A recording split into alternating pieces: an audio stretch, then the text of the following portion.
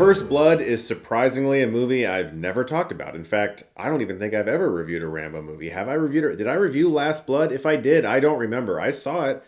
I don't remember reviewing it. I'm going to find out in a second.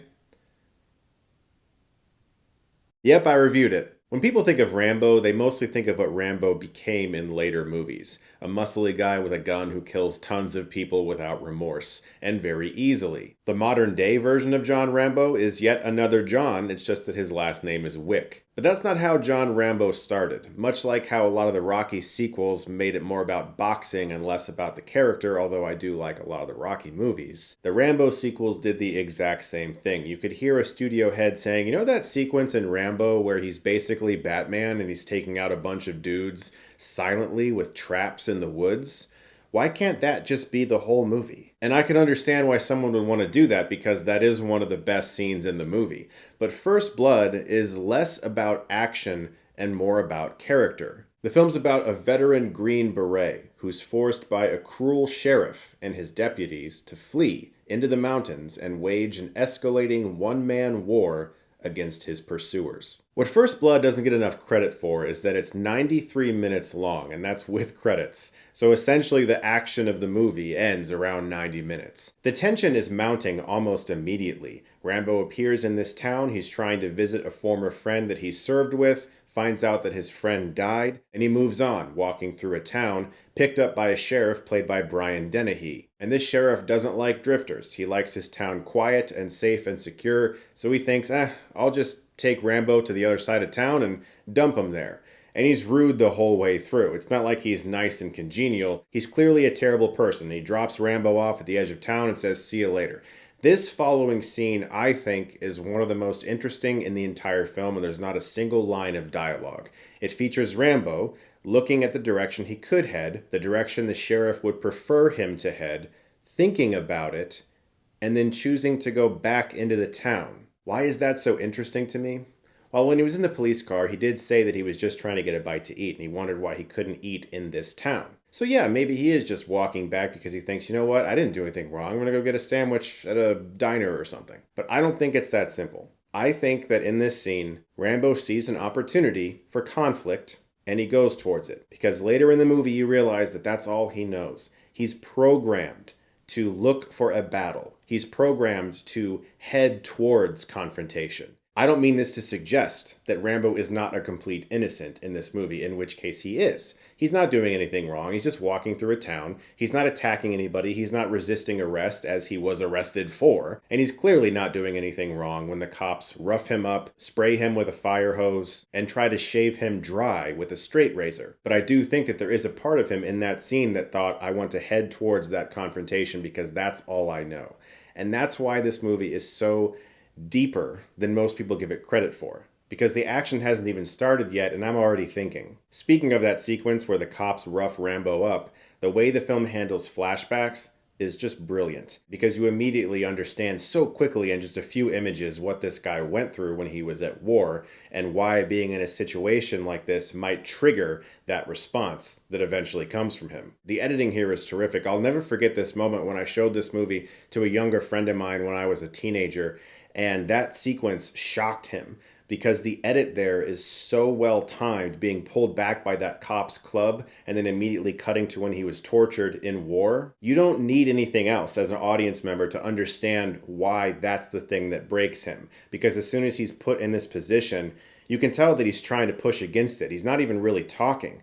But he's not making it easy either. Which is why I do think that there is part of Rambo that is heading towards confrontation. If he truly did not want any confrontation from these cops, he would have allowed them to print him. He wouldn't have fought against that. I mean, what's the whole thing that most people in the military are taught when they're captured? Name, rank, and serial number. And when it comes to him, he doesn't even want to give these guys that. So I do think there is a sliver of Rambo here that is looking for a fight. Speaking of my old friend from back in the day and how we saw this movie, because as most of you know, I wasn't really allowed to watch rated R movies unless they were on TV. There was an old service called Clean Flicks. I don't know if any of my viewers ever had that or took advantage of it, but it was probably a Christian service, I would assume, that offered to edit movies. You had to purchase the movie itself from them to make it legal, even though it was still a bit of a gray area. So you had to buy the movie from them, and they would send you the full movie along with a DVR disc that removed any graphic violence or language or anything along those lines. And that's how I got to see a lot of movies. Once I discovered that service, that's how I first saw Matrix Reloaded, Matrix Revolutions, this, Collateral, all because of Clean Flicks. Before I moved out of that religion and left forever, that's how I got to see a lot of these before they came on network television edited for content. So First Blood was one of those movies, even though I totally could have watched that on TV at some point. I don't know why I didn't, but nevertheless, I sat there with my friend watching First Blood, and he was just blown away by it, and so was I. Because the truth is, this movie isn't actually that graphically violent. There's not that much violence to edit out of the movie. It's a lot of suspense and very quick kills, and usually it's kept to a wide. In fact, I would liken the Rambo franchise to your average slasher franchise. If you go back to the first Saw movie, it's not what you'd expect if you had only ever seen the sequels or heard of what Saw movies are like. That first movie doesn't actually have that much violence in it. And it's the same for Halloween or Friday the 13th or any of those movies that began in a slightly more suspenseful and quiet way that eventually became more about the killing and less about the character. That being said, I really like Rambo or Rambo 4. Maybe I'll talk about that next. And the action sequences still hold up fairly well because 1982 was not exactly 1987 or 1988, as in the case with John McTiernan's Predator and Die Hard, where you could tell they were really starting to figure out how to make great modern action movies. 82, they were still a little bit coming out of the 70s, and action sequences, you could tell that people were pulling their punches a lot, and you would cut away to very obvious stunt doubles still at that time. And there are some shots in First Blood where you can absolutely tell that is not Stallone on a motorcycle. But that's okay, because for the majority of the movie, he's really the guy doing everything. Case in point, the police escape sequence where he takes out all these cops, throws them through a billion windows, runs into the street, grabs a guy off a motorcycle, and then flees into the woods on this motorcycle, being chased by Brian Dennehy and his police car. This is an excellent action scene. This also features a shot that is so impressive from today's standards.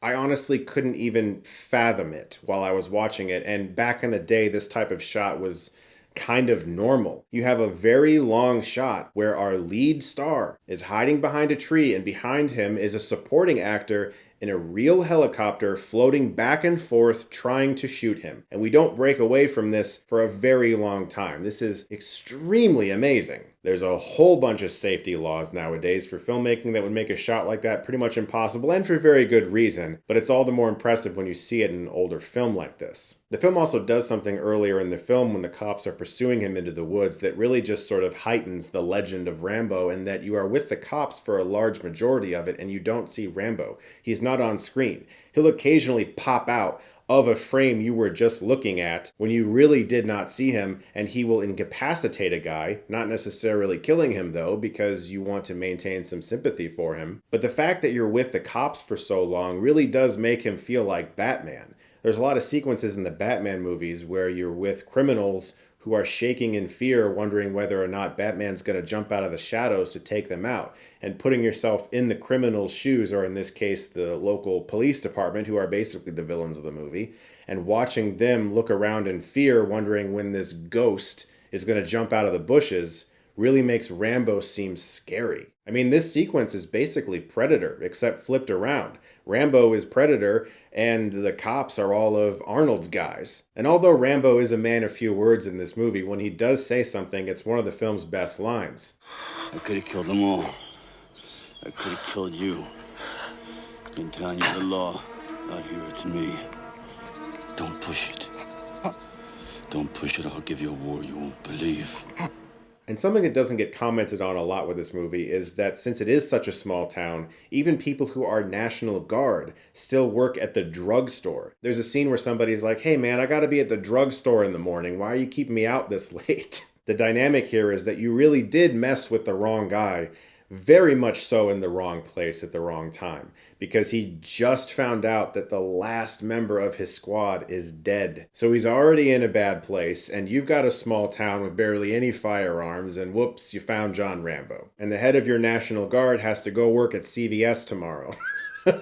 There's also some fantastic vehicular stunts here near the end with this truck that flips through this barricade, which eventually brings Rambo to a gas station that he blows up, and I just miss practical explosions so much.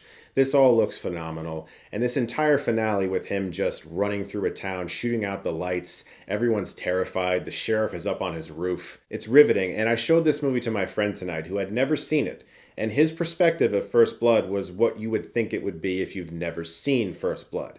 It's just a movie about a dude who kills a bunch of people over and over again, and he wins, and he's awesome, right? The fact that this movie, and I guess spoilers, I probably should have said that. You should assume, I guess, spoilers for this really old film that I'm going to talk about somewhat in depth for, but I don't necessarily think I've spoiled anything really so far, but this part will be.